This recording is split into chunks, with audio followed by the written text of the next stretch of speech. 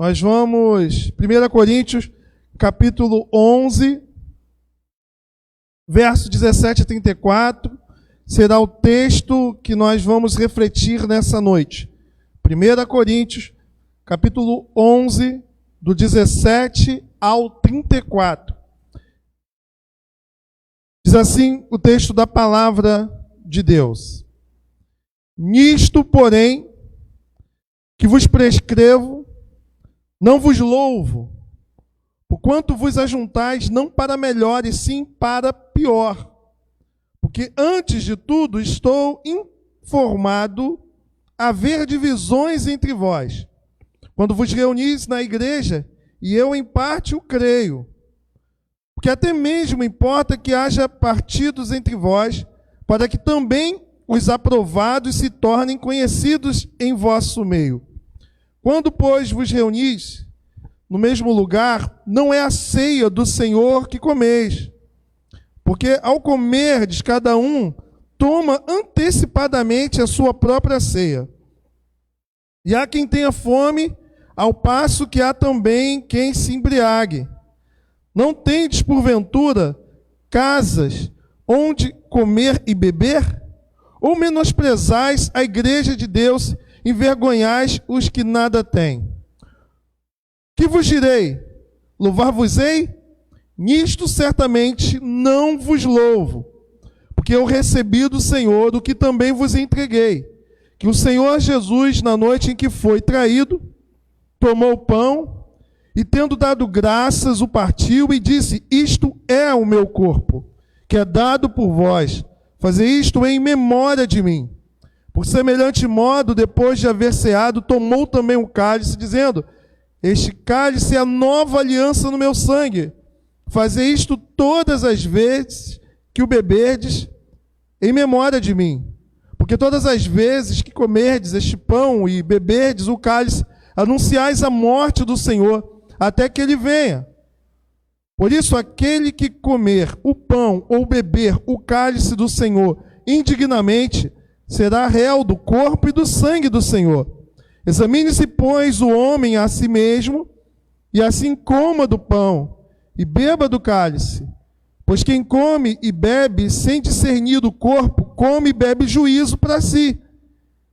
Eis a razão porque há entre vós muitos fracos e doentes, e não poucos que dormem. Porque se não julgássemos a nós mesmos, não seríamos julgados. Mas quando julgados, somos disciplinados pelo Senhor, para não sermos condenados com o mundo. Assim, pois, irmãos meus, quando vos reunis para comer, esperai uns pelos outros. Se alguém tem fome, come em casa, a fim de não vos reunirdes para juízo. Quanto às demais coisas, eu as ordenarei quando for ter convosco. Palavra do Senhor, lâmpada para os meus pés, é a tua luz para os meus caminhos. Meus irmãos, Martinho Lutero disse certa feita que se você deseja conhecer a teologia de uma igreja, basta prestar atenção nas músicas que ela canta. A música na igreja, na liturgia, ela tem como finalidade ser uma oração, já dizia Agostinho de Hipona, quem canta ora duas vezes, ou tem também como finalidade ser uma mensagem, uma reflexão. Por isso que a música, ela precisa ser bíblica, ela precisa ter solidez teológica. Assim também é o culto cristão. O culto cristão pode muito nos revelar acerca da teologia de uma determinada igreja e também a sua vida relacional. Portanto, quando nós nos reunimos para cantar, para louvar e para celebrar o culto ao Senhor, dependendo do modo como nós cultuamos, o modo como nós nos apresentamos a Deus, nós temos uma expressão da nossa vida diária, da nossa vida como comunidade, do nosso relacionamento com o outro. O texto que nós acabamos de ler é uma carta do apóstolo Paulo à igreja de Corinto. E essa cidade, a cidade de Corinto, era uma cidade portuária, portanto, uma cidade aberta para o mundo. Havia cidadãos de todas as camadas sociais, culturas e religiões. A população de Corinto incluía gregos, incluía romanos, incluía orientais. A cidade exibia com grande orgulho um templo dedicado a Afrodite com suas 1000 prostitutas religiosas, segundo Charles Ryle. Paulo pregou a primeira vez nessa cidade o evangelho por volta do ano 50 depois de Cristo. E você pode ver o evangelho chegando na cidade lá em Atos capítulo 18, do verso 1 ao verso 17, ou 1 Coríntios 2:3. Paulo passou ali 1 ano e meio pregando a palavra naquela região.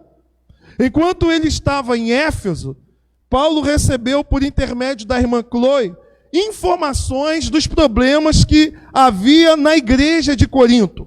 A saber, a igreja ela tinha problema de imoralidade, ela tinha problema de divisão, ela tinha problema também na questão do relacionamento de casamento, ela tinha problema de alimentos que eles estavam consumindo, estavam com dúvidas acerca de comida sacrificada a ídolos, havia problemas quanto ao culto, havia problemas quanto à questão da crença na ressurreição, daquilo que acontece depois que a pessoa morre. Portanto, havia várias dúvidas na igreja de Corinto. Problemas relacionais e também problemas teológicos, e Paulo responde os problemas da igreja através desta primeira carta aqui, que se você quiser saber a fundo os problemas dessa igreja de Corinto, uma igreja um tanto complicada, basta ler essa carta. Só para os irmãos terem noção, você tinha lá nessa igreja de Corinto um jovem que tinha relação sexual com a sua madrasta e ninguém fazia nada. Você tinha irmão colocando o outro na justiça.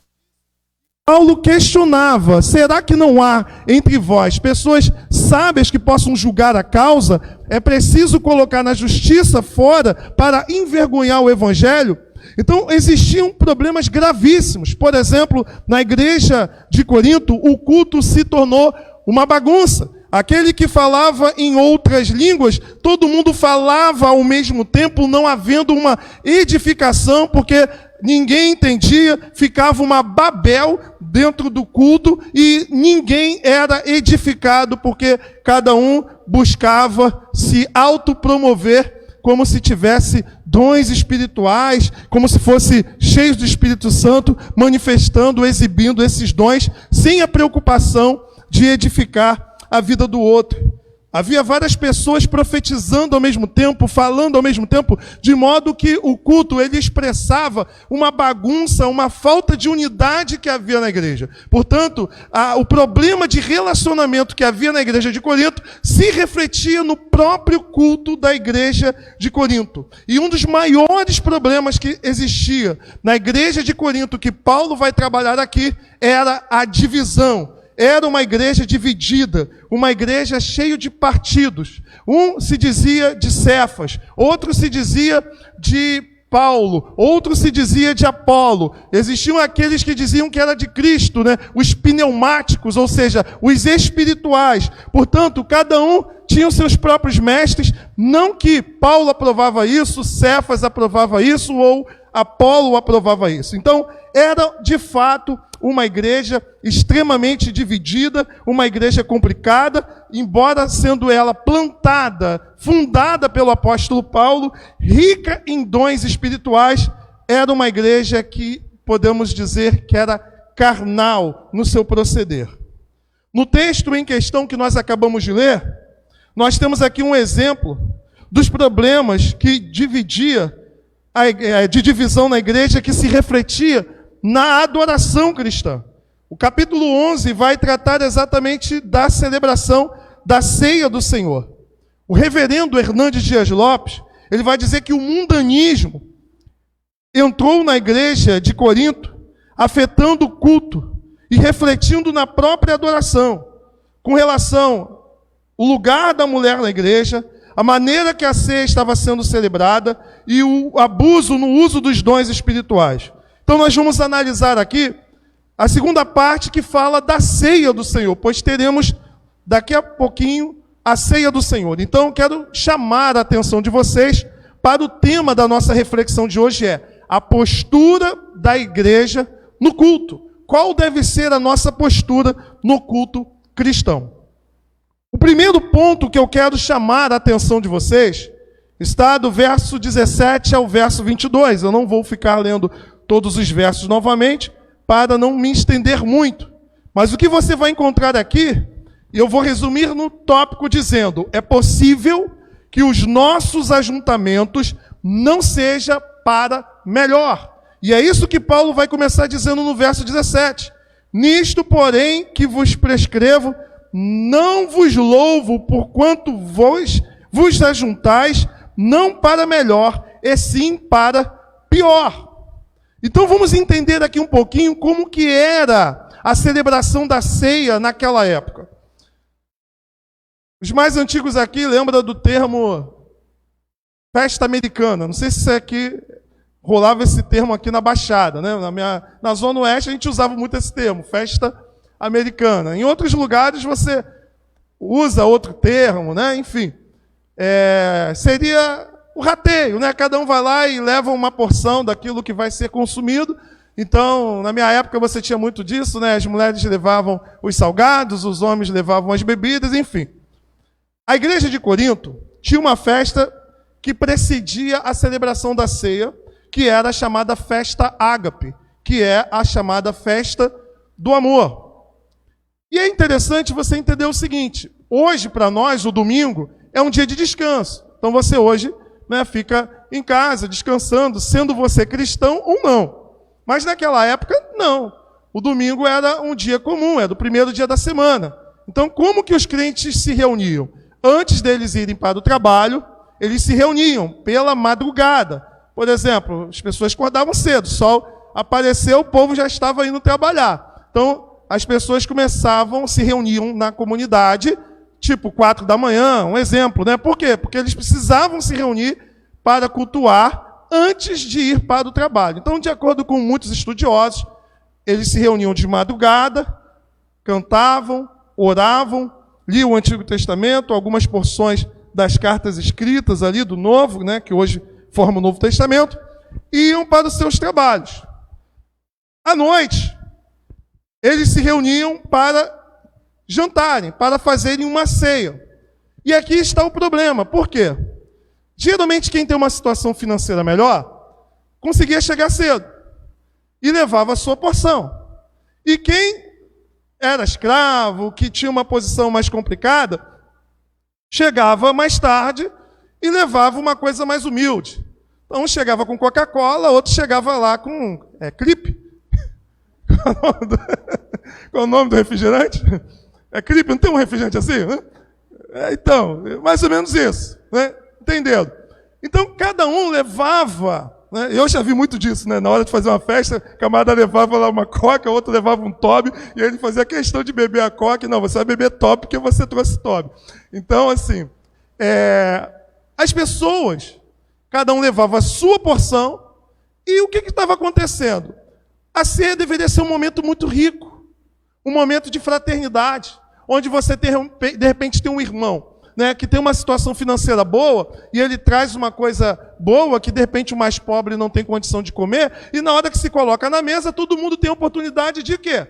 Comer junto, ou seja, um momento de fraternidade. Várias vezes nós já fizemos isso aqui. Nós já fizemos o ágape também aqui, né? A gente faz isso na Páscoa, a gente faz isso no culto de ação de graça, Dia Mundial de Ação de Graça, nós fazemos isso no culto de Pentecostes. A gente tem vários momentos aqui também que nós nos reunimos, cada um traz uma coisa, mas todo mundo come tudo que tiver ali na mesa, ninguém fica observando o que o outro trouxe, né?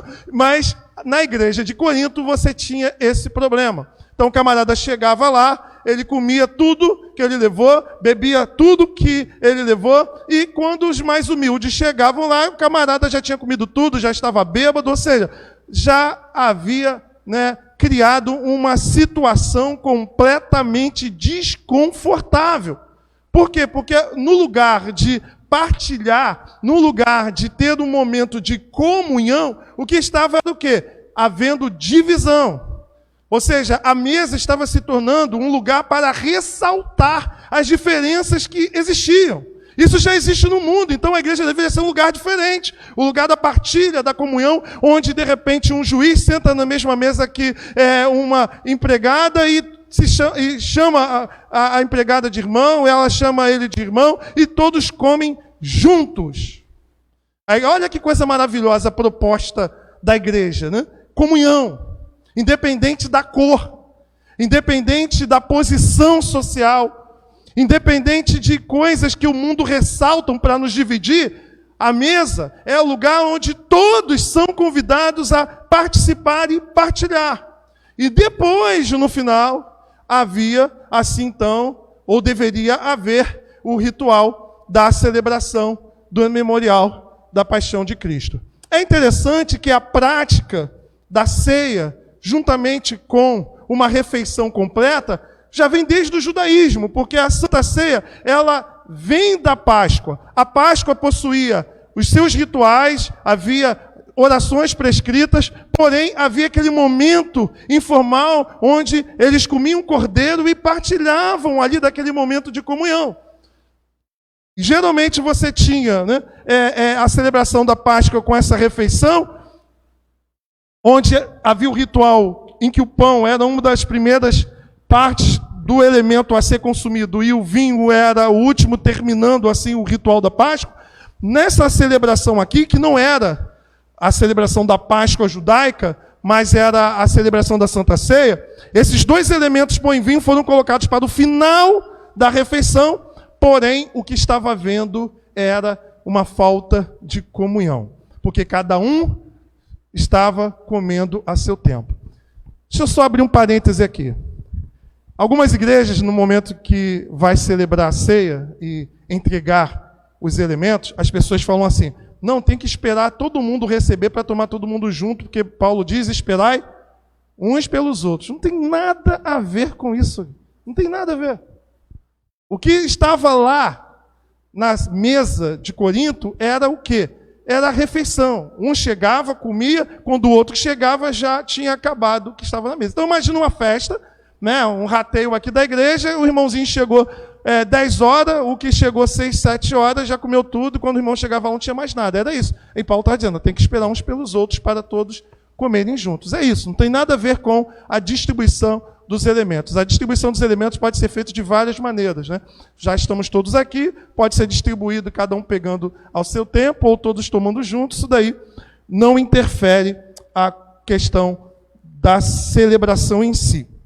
Então você vai perceber que esse ágape já tinha sido criticado por Judas, lá no verso 12. Em 2 Pedro 2,13, já havia vários problemas com relação a essa celebração, que lá no final do primeiro século eles acabaram, porque já estava tendo muito problema. Não sabemos dizer se todas as igrejas faziam assim, mas podemos dizer que no final do primeiro século, aquela parte da ceia, né, do pão e do vinho, foi introduzido, incorporado na parte da chamada liturgia da palavra, que era o quê? As leituras bíblicas, né, as orações e as canções, tendo então esse formato que nós temos aqui. Então, o culto cristão antigo, ele era marcado por quê? Liturgia da palavra, onde eram feitas leituras bíblicas e orações, e liturgia da mesa. E todo culto havia celebração da ceia. Não havia uma vez por mês, ou 2 vezes por mês, não. Todo culto previa uma celebração da ceia, pois é o ponto máximo de ações de graças, pois nós estamos dando graças através da morte e ressurreição de Jesus Cristo, do sacrifício feito por nós.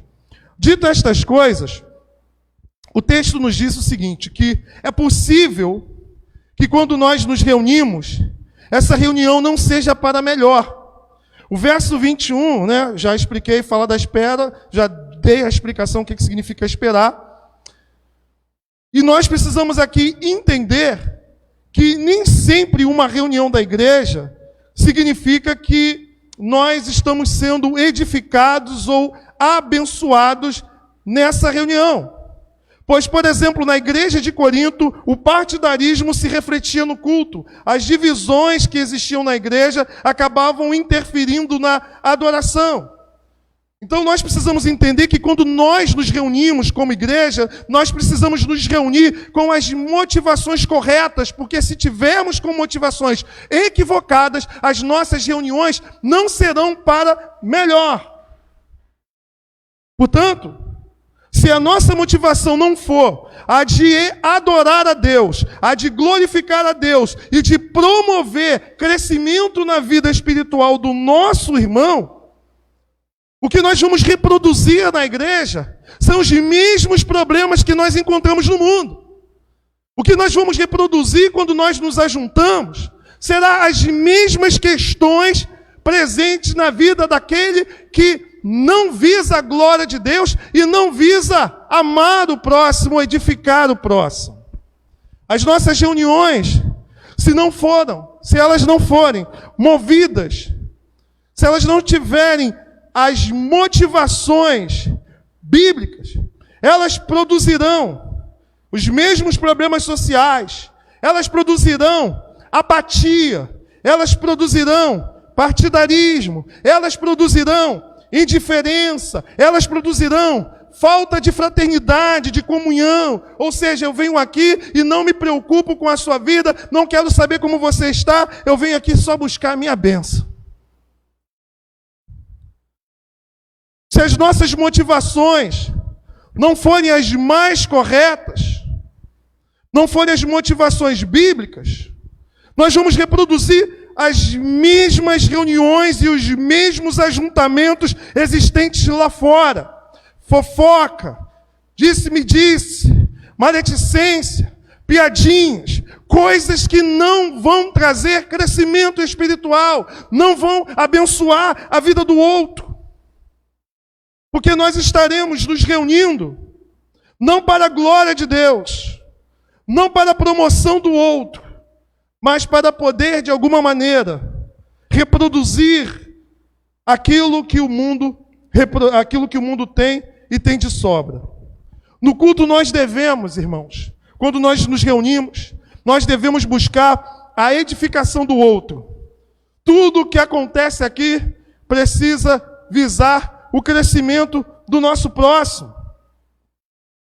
E essas coisas, elas acontecem de forma mais simples, porque o culto é o ponto máximo da vida da igreja. O culto é o ponto máximo da vida cristã. Deus nos chamou para o culto, para a assembleia solene, para expressar através da adoração a nossa experiência de salvação, da experiência do Deus que nos tirou do Egito, nos tirou da escravidão do pecado, daquela vida que nós tínhamos, que não tinha significado, que não tinha sentido, mas Ele nos tirou do Egito para que pudéssemos adorá-lo, ter uma vida diferente, ser a expressão de alguém que teve um encontro com Deus, foi lavado no seu sangue e agora vive uma novidade de vida.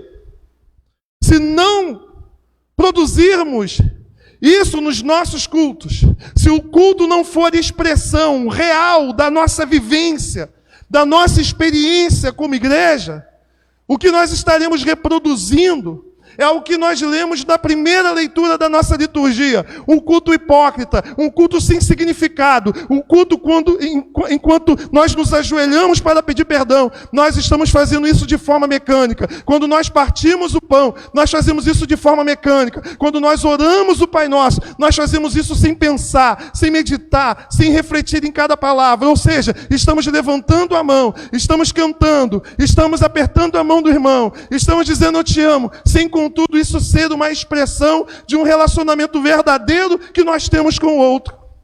Portanto, o culto, ele é a expressão de alguém que teve experiência com Deus e de alguém que tem comunhão, experiência e vivência real com o seu próximo.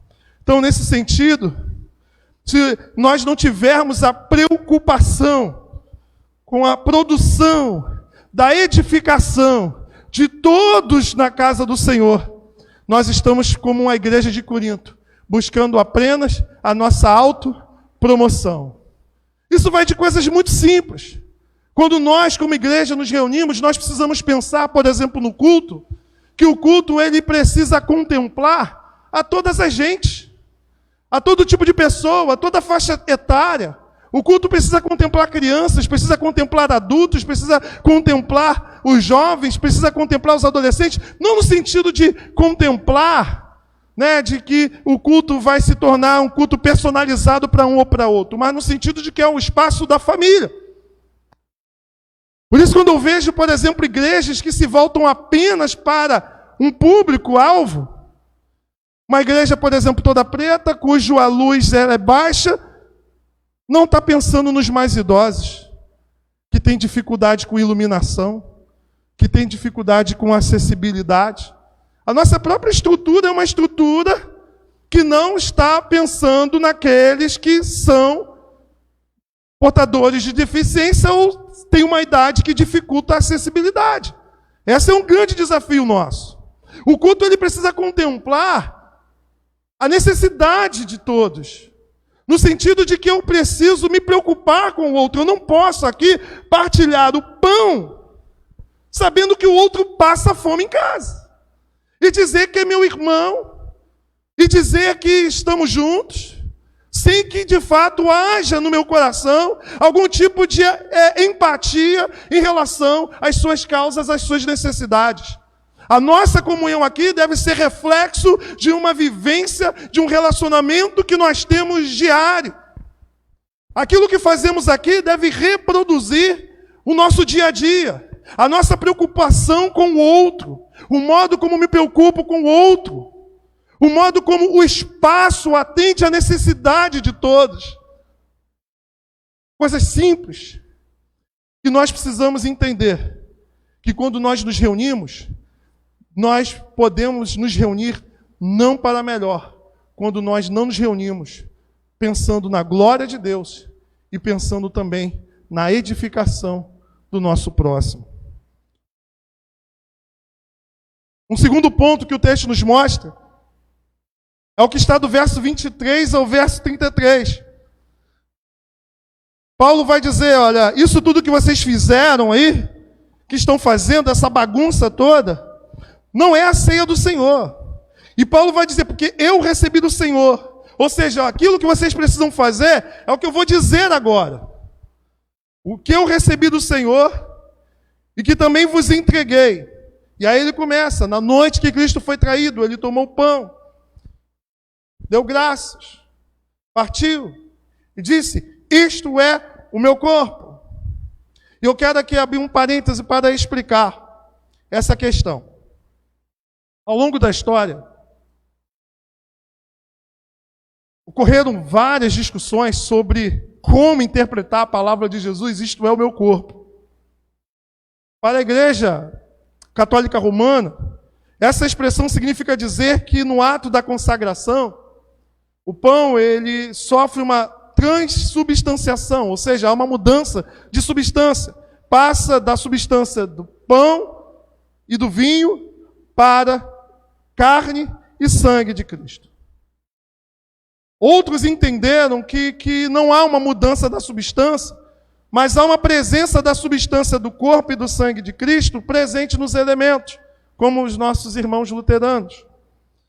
Dentro do nosso meio reformado, nós entendemos que, embora o pão e o vinho não sofram alterações em termos de substância, alguns vão defender que a ceia é apenas um memorial, uma lembrança de que Cristo fez, ou seja, morreu por nós.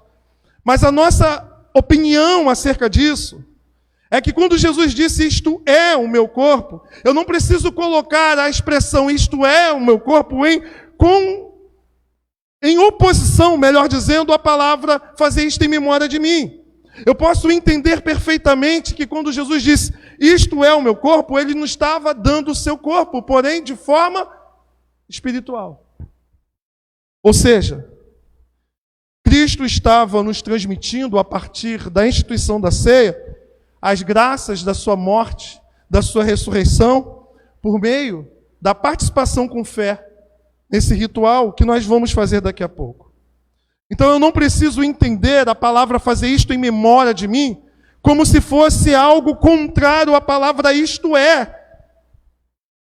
A palavra memória no grego é a palavra anamnese. Memória não de algo que está ausente. Memória não de algo que está distante. Essa palavra anamnese é uma palavra que significa que é uma memória de algo que está presente, onde há uma interação entre aquele que está evocando a memória com a realidade. Existe uma outra palavra para memória que significa algo que já passou, que já acabou, que é a palavra mineuma, onde você vai encontrar lá em Mateus 26, 12 a 13, quando aquela mulher enxuga os pés de Jesus, e Jesus vai dizer que aquilo seria um memorial, uma lembrança de algo que já foi. Mas quando Jesus disse, fazer isto em memória de mim, ele não está dizendo, olha, eu vou estar ausente, eu vou estar distante, não há nenhuma relação real, direta, daquilo que vocês estão evocando com aquilo que está no presente. Portanto, o termo usado, anamnese, é uma palavra que vai para além de uma lembrança fria, morta, um exercício apenas mental.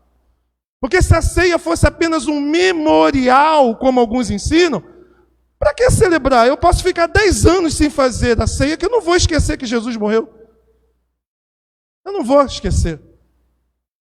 Bastava ver o filme Paixão de Cristo. Basta só ler o texto bíblico. Jesus não disse tomai e lembrai, ele disse tomai e comei. Porque há muito mais do que uma lembrança. É uma realidade presente que não precisa ser física, mas espiritual, conforme nós entendemos.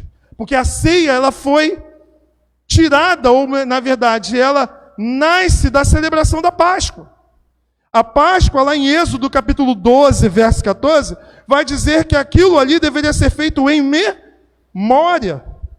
A palavra hebraica é zikaron. Isso significa dizer que todas as gerações que celebravam a Páscoa, as celebravam entrando em comunhão com a realidade evocada.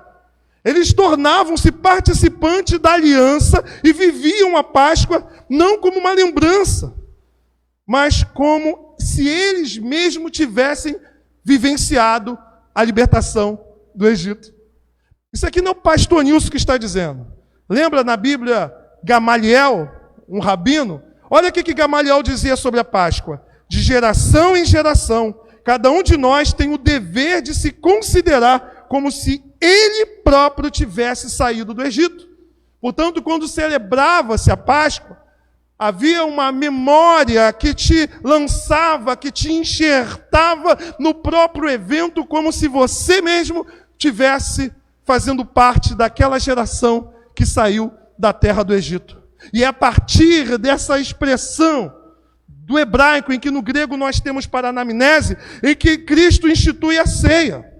A ceia é um memorial, sim, mas um memorial eucarístico que recoloca a igreja em presença do ato redentor de Cristo e nos permite colher os frutos que Ele realizou através da sua morte. Portanto, quando nós celebramos a ceia, é como se a realidade do Calvário estivesse presente e aquilo que Cristo conquistou, no momento em que eu evoco a memória, eu tenho ligação, conexão com a verdade e usufruo de tudo aquilo que Jesus fez. Agora, quando eu entendo a ceia como um simples memorial, o que a igreja nunca entendeu em mais de 16 séculos, e que hoje a maioria das igrejas acabam defendendo dessa forma, que para mim é um absurdo teológico, nós banalizamos a ceia. Nós tornamos a ceia apenas como algo que é opcional. Fazemos com que a ceia seja algo que eu faço de qualquer jeito. Se eu estou em pecado, não importa. Afinal de contas, é apenas um pedacinho de pão e um vinho e que eu faço um exercício mental de lembrar o que Cristo fez. Mas não é isso que Paulo fala aqui. Não é isso que Paulo nos ensina aqui. É nesse espírito de Cristo, quando celebrou a primeira ceia, vindo da celebração da Páscoa, que nós precisamos ter em mente quando nós celebramos a Páscoa do Senhor. A Páscoa, ou o sacramento da ceia, melhor dizendo, é um sinal visível de uma graça invisível que nós recebemos. O puritano Thomas Watson, ele vai dizer o seguinte, que um sacramento, o batismo, a ceia, é um sermão visível. E nisso o sacramento da ceia que nós vamos participar sobressai a pregação da palavra. Por quê? A palavra é uma trombeta que proclama Cristo. O sacramento é um espelho que o representa. Deus, para ajudar a nossa fé, não só nos dá palavra audível, mas também um sinal visível. A palavra, quando eu prego, Cristo salva, Cristo liberta, Cristo transforma pecador, Cristo gera vida. É a palavra de Deus. A ceia é a palavra de Deus. A ceia é a mesma palavra, mas agora Deus não está apenas usando a sua audição. Deus está usando todos os seus sentidos. Porque quando você pega o pão, quando você pega o vinho, você não apenas está ouvindo o Evangelho, mas você está vendo o Evangelho. Você está sentindo o cheiro, você está sentindo o paladar, ou seja, todos os seus sentidos estão sendo trabalhados para que a sua fé seja fortalecida e o cenário da crucificação lhe seja apresentado de forma mais visível, dramática, para que você possa absorver toda a mensagem. Portanto, o que mais te impressiona? Se eu chegar para você e falar, olha, uma pessoa morreu ali na esquina, ou se você assistir à morte dessa pessoa, o que mais ficará na sua memória? É nesse mesmo sentido que o puritano Thomas Watson vai dizer, que nesse aspecto, quando nós celebramos a ceia, o Evangelho é pregado. Não apenas pregado para você, crente, porque mesmo sendo você parte do corpo de Cristo, você precisa ouvir constantemente o Evangelho. Mas se você está aqui essa noite, você não vai poder participar da ceia, mas você vai poder ver o Evangelho através da ceia. E quem sabe, o seu coração, você sinta o desejo de um dia também fazer parte dessa comunhão. Portanto, no momento que nós participamos da ceia, nós não estamos apenas evocando uma lembrança de algo que passou, mas nós estamos entrando em comunhão com a realidade que está sendo proclamada. O artigo 29 da nossa confissão vai dizer que os que comungam dignamente, participando exteriormente dos elementos visíveis desse sacramento, também recebem intimamente pela fé o Cristo crucificado e todos os benefícios da sua morte. E nele se alimentam não de forma carnal, corporal, mas real, verdadeira e espiritualmente. Portanto, é uma comunhão espiritual. Quando aqueles que saíram do Egito comeram a Páscoa, eles comeram o cordeiro. Eles não imaginaram, vamos imaginar aqui que eu estou comendo o cordeiro. Não, eles comeram o cordeiro. E por que na celebração da ceia, essa graça seria menor? O cordeiro está na mesa, meu irmão. Se alimente realmente dele. Alimento para a vida. É sustento para a caminhada. Quando nós saímos do Egito, há uma estrada. Nós nos alimentamos para sermos sustentados no deserto dessa vida, em que nós estamos em peregrinação, rumo à terra prometida. Participar da ceia, portanto, sem discernir o corpo e sangue, é não compreender que não se trata de uma refeição comum. É o que está no verso 29, ele diz, olha, vocês não estão discernindo o corpo e sangue de Cristo. Alguns vão ensinar, não, isso aqui quer dizer a igreja. Não, meu irmão. Qualquer exegese bem feita do texto vai apontar para o seu contexto imediato. O contexto imediato é comer e beber. Então está falando do pão e do vinho. Se você come do pão, bebe do vinho, de qualquer maneira, você não está discernindo que esses elementos são sinais do corpo e do sangue de Cristo. Você está banalizando. Você está tornando réu. Você está simplesmente se fazendo culpado da mesma maneira que aqueles homens crucificaram Cristo e não se arrependeram. Você está se tornando um com eles. E Paulo vai dizer que muitos participam da ceia e estão mortos, estão doentes, estão dormindo. Paulo está dizendo o seguinte, que participar da ceia de forma indigna, Paulo está dizendo que isso traz consequências, e aqui no verso 30 a 31, são consequências físicas. Pessoas morreram e pessoas estavam doentes, não espiritualmente, fisicamente, por comerem e beberem indignamente da ceia do Senhor. O texto está dizendo isso. Não é o pastor. É o texto que está dizendo isso. Portanto, Paulo está dizendo, participar disso aqui, de qualquer jeito, sem a intenção de ter uma vida correta, de ter uma vida que expressa a graça que te alcançou e transformou, faz com que você banalize e se torne culpado do corpo e do sangue. Olha o que o texto vai nos dizer, lá no verso 30. Eis a razão porque há entre vós muitos fracos e doentes, e não poucos que dormem. Dormir aqui é um eufemismo para morrer. Porque se nos julgássemos a nós mesmos, não seríamos julgados. Mas, quando julgados, somos disciplinados pelo Senhor para não sermos condenados com o mundo. Ou seja, por que Deus faz isso? Para que você não seja condenado no mundo. Então Deus te disciplina, porque você está fazendo isso de forma indigna. É isso que Paulo está dizendo. Muitas das vezes nós nos aproximamos da mesa com indiferença. Eu tomo pão, boto ali em qualquer lugar, eu pego o pãozinho, é só um pãozinho. Aí estou mexendo no celular.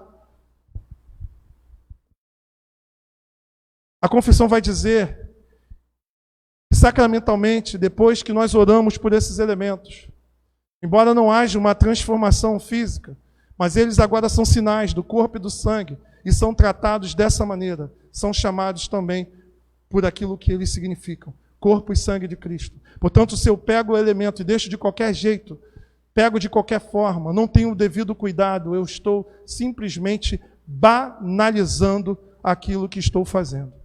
Geralmente nós banalizamos, como para nós é só um memorial. Se for só memorial, pode cair, pode acontecer qualquer coisa aqui. Mas quando nós entendemos que isso é um ritual instituído por Cristo, através dele nós participamos do corpo e do sangue, nós passamos a entender completamente que mesmo esses sinais, eles não são para serem adorados, não são sinais para serem levados em procissão, mas são sinais do corpo e do sangue e precisam ser tratados como tais para que não haja banalização em relação à postura que nós temos quando nos assentamos à mesa para participar. A bandeira do Brasil, por exemplo, é um pano. Queima ela. Faça alguma coisa que venha, de alguma forma, esculachar o significado que ela tem. É um crime. Por que a gente olha para o corpo e o sangue de Jesus e toma isso como algo menor do que o símbolo nacional que deve ser também reverenciado, que deve também receber nosso respeito?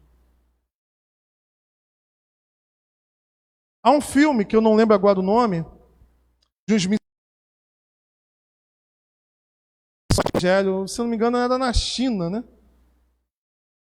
E que todos foram convidados a negarem a fé. E um dos gestos que eles deveriam ter era que vários daqueles missionários, levando o evangelho, foram crucificados, eles eram torturados, eram colocados na cruz dentro do mar, e a água batendo ali, jogando água ali, para que eles pudessem negar a fé. E um dos gestos que eles poderiam fazer para simplesmente parar de sofrer, eles seriam liberados, sabe qual era?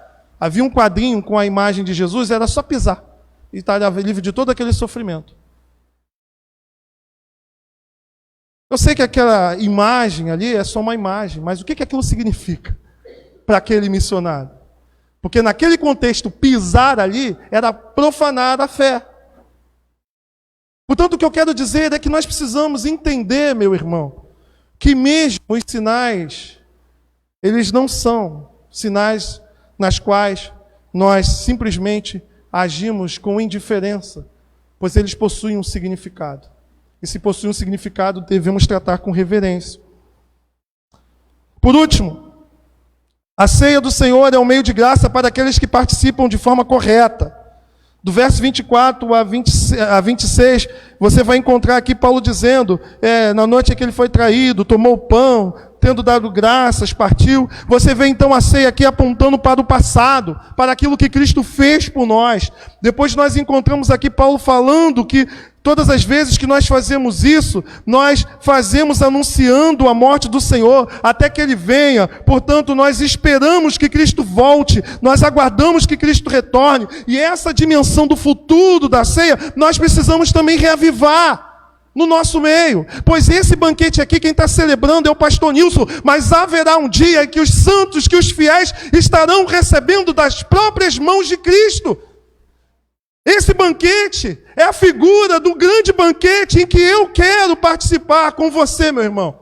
Portanto, quando nós celebramos esse banquete, nós estamos celebrando o antegozo de uma realidade superior, a qual eu e você somos convidados a participarmos. Então nós celebramos olhando para o passado, o que Cristo fez por você. Ele morreu por você, meu irmão. Ele morreu por você, Ele recebeu a cruz, Ele recebeu o espinho, Ele recebeu os cravos, Ele se ofertou ao Pai, Ele derramou sangue por você, a fim de que você não viva uma vida longe dEle, uma vida de indiferença, uma vida sem sentido, uma vida presa em vícios, uma vida a qual Deus não te criou para viver. A cruz de Cristo. Coloque a sua fé naquilo que Jesus fez, naquilo que Cristo realizou, no sangue que Ele derramou, e receba de Deus o perdão dos seus pecados. Olhando para trás, você vê o grande amor com que Ele te amou. Mas essa ceia nos chama para o futuro, nos convida para olhar para o escatom, para algo que ainda vai acontecer. O dia em que esse céu será rasgado, e o Senhor pelas nuvens aparecerá, junto com os seus santos, e nós subiremos para com Ele estar, para sempre, para sempre. A ceia é um convite ao autoexame, a você olhar para o seu coração, a ver o quanto que você precisa se consertar diante de Deus. A ceia não é um banquete que tem como sentido premiação para os certinhos, mas a ceia, ela é, na verdade, um meio de graça para pecador que tem convicção do seu pecado e deseja mudar de vida. Portanto, meu irmão, a ceia é uma oportunidade que você tem de olhar para o seu coração e ver que você é indigno, mas é exatamente a consciência da tua indignidade que te faz participante e convidado dessa mesa. Cristo nos convida para nós nos aproximarmos da mesa, não confiando que somos bons, mas confiando na sua justiça. A ceia nos remete ao pacto, à aliança. Nós temos uma aliança com Deus. Quando nós celebramos, nós renovamos esse pacto, essa aliança, que se você não tem, você pode ter nessa noite. Na ceia nós somos inseridos no próprio evento, no anamnese, nós evocamos e somos enxertados, estamos diante da cruz. Quando eu pegar o pão e partir, que você pela fé veja o corpo de Cristo estendido na cruz. Quando eu pegar o cálice e derramar o vinho, que pela fé você veja o sangue derramado e que você seja fortalecido no seu homem interior. Assim como a Páscoa alimentava os participantes do Cordeiro, nós nos alimentamos de Cristo como Cordeiro, como aquele que nos dá sustento e nos dá vida. Enquanto o homem sem Deus está atrás do pão que perece, conforme a segunda leitura que foi lida aqui, nós nos alimentamos de Cristo, que é o pão da vida. Ele que anunciou que seu corpo é verdadeira comida e que seu sangue é verdadeira bebida. O Evangelho de João é o único evangelho que não narra historicamente a instituição da ceia. Você vai encontrar a ceia em Marcos, em Mateus e em Lucas.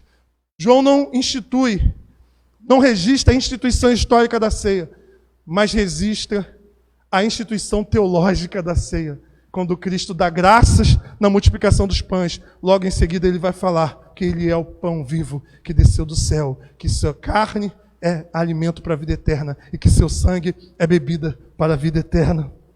A carne e o sangue de Cristo nos são dadas para que possamos ter vida eterna. Quando nós participamos da ceia, eu lembro que eu não tenho vida em mim mesmo. Todo ser vivo se alimenta de outro ser vivo para que exista. Nós, para termos vida espiritual, nós nos alimentamos da fonte da vida espiritual, que é Cristo Jesus. Concluímos como nós devemos nos comportar no culto cristão. Devemos ter reverência e temor, pois os nossos encontros, quando não têm o objetivo de promover a glória de Deus e a edificação do corpo de Cristo, se torna um encontro para pior. Que todas as vezes que você se reunir, irmão, que haja reunião para melhor, reunião de oração, reunião para poder ajudar o outro, reunião para orar pelo outro, que as nossas reuniões sejam reuniões para melhor, os nossos encontros sejam encontros para melhor. Nós devemos ter uma postura de discernimento. A ceia não é um simples pão e um simples cálice de vinho. É a comunhão do corpo e do sangue. 1 Coríntios 10:16. O pão que partimos não é a comunhão do corpo de Cristo. O cálice que abençoamos não é a comunhão do sangue. É Paulo dizendo. Terceiro e último. Devemos ter uma postura de fé e humildade. A ceia nos convida a confiar na graça.